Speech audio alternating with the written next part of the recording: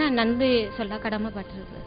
நிச்சயமாக உங்களைப் போல பல பயனாளிகளை நாங்கள் உள்வாங்கி எமது சேவைகளை செயற்படுத்தி கொண்டு வருகிறோம். அந்த வகையிலே அங்கிருக்கின்ற உங்கள் புலம்பெயர்ந்த உறவுகளுக்கு இன்று நீங்கள் கூறக்கூடிய ஒரு கருத்து என்ன? எங்களை போல கஷ்டப்பட்டு பாதிக்கப்பட்ட மக்களுக்கு உதவி செய்கிறதுக்கு முதற்கண் நன்றியை கூறிக்கொண்டு, இதே போல இந்த நிலைமையில எங்களோட பிரதேசத்தில் இதே போல இன்னும் தாய்மார் அதாவது தாய் தந்தை இழந்த பிள்ளைகள் இருக்கிறார்கள்.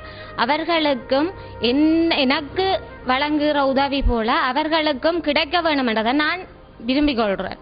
கணவனை இழந்த தாயின் குரல் கேட்டதா? பிள்ளைகள் கல்வியை உயர்த்திட இவள் படும் வேதனை புரிகிறதா? உதவிகள் புரிந்திட நீங்கள் முன்வருவீர்களா?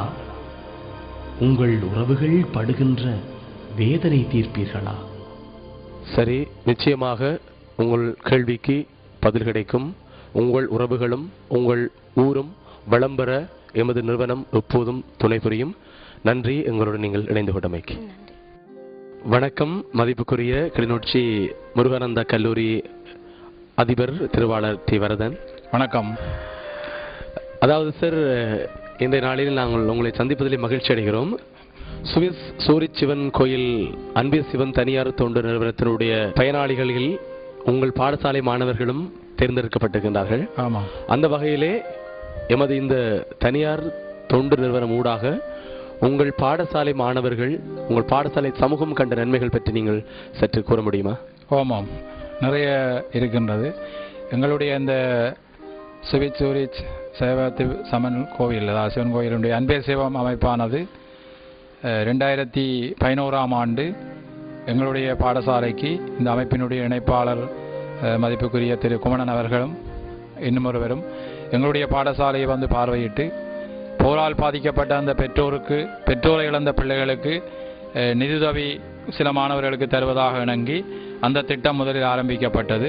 இன்று வரை அந்த உதவி திட்டம் தொடர்ந்து கொண்டிருக்கின்றது. 14 கணனிகள் இந்த அன்பே சிவன் நிறுவனத்தால் வழங்கப்பட்டிருக்கின்றது. கற்று முடித்து வெளியே சென்ற மாணவர்கள் மற்றும் பாடசாலையிலே கற்றுக்கொண்டிருக்கின்ற மாணவர்கள் என்ற அடிப்படையிலே கிட்டத்தட்ட 5 தொகுதி மாணவர்களுக்கு நாங்கள் பயிற்சியை வழங்கிக் கொண்டிருக்கின்றோம். எங்களுக்கு அரசாங்க கணனிகள் இதுவரை வழங்கப்படவில்லை. நான் போட்ட திட்டத்தின்படி இந்த வருட இறுதிக்குள்ளே எங்களுடைய பள்ளி மாணவர்கள் முழு பேருக்குமே கணனி அறிவு வழங்கப்பட்டுவிடும். நாங்கள் எங்களுடைய சேவையை இந்த ஆண்டு ஜனவரி மாதம் விசாரித்திருக்கின்றோம். சமூக கற்கை நிலையம் ஊடாக நாங்கள் இந்த இதை பெற்றோருக்கு விசாரித்திருக்கின்றோம். இதன் கட்டமாகத்தான் தையல் பயிற்சி நிலையம் ஒன்றை ஆரம்பித்திருக்கின்றோம். அதுக்கே நாங்கள் நிறைய உதவி, அதாவது 7 தையல் இயந்திரங்கள் வழங்கப்பட்டிருக்கின்றன. அந்த பயிற்சியாளருக்கான அந்த துணி வகைகள் கூட அன்பே சிவன் நிறுவனத்தினூடாக தான் பெற்றுக் கொடுக்கப்படுகின்றது. நிச்சயமாக எமது இந்த சுவிஸ் சூரிச் சிவன் கோயில் அன்பே சிவன் நிறுவனத்தினுடைய அளப்பரிய சேவைகளில் இந்த பாடசாலைகளில் நடைபெற்றிருக்கிறது. குறிப்பாக கணனி சேவை, கணனி உதவிகள் மட்டுமல்ல, பெண்களுக்கான தையல் இயந்திரங்கள், அதுபோல இன்னும் வேறு சிறு கைத்தொழில் தொடர்பான முயற்சிகளுக்கும் இந்த நிறுவனம் உதவி செய்கிறது என்பதை நீங்கள் மனப்பூர்வமாக ஒத்துக்கொண்டு உணர்ச்சி வசப்பட்டு உங்களுடைய வார்த்தைகளை கொட்டிக் கொண்டிருக்கிறீர்கள். நன்றி. கணனிமயமாகும் விஞ்ஞான உலகத்தில் உங்கள் பிள்ளைகளும் உயரட்டும். வறிய மாணவர்களின் கல்வி தேடல்களை தீர்க்க உங்கள் கரங்களும் உதவட்டும். இது தொடர்பாக நீங்கள் எங்களுடைய புலம்பெயர்ந்து வாழ்கின்ற உறவுகளுக்கு நீங்கள் என்ன கருத்தை சொல்ல விரும்புகிறீர்கள்? இதே போல, அதாவது உண்மையிலேயே புலம்பெயர்ந்து வாழுகின்ற தமிழ் உறவுகள் தான் எங்களுக்கு மிக பக்கபலமாக இருக்கின்றார்கள். இந்த இடத்திலே புலம்பெயர்ந்து வாழும் தமிழர்களைத்தான் நான் பாராட்டுகிறேன். அவர்களை ஒருங்கிணைக்கின்ற அன்பே சிவ அமைப்புக்கும் நான் நன்றி கூறுகின்றேன். அனைவருக்கும் வணக்கம்.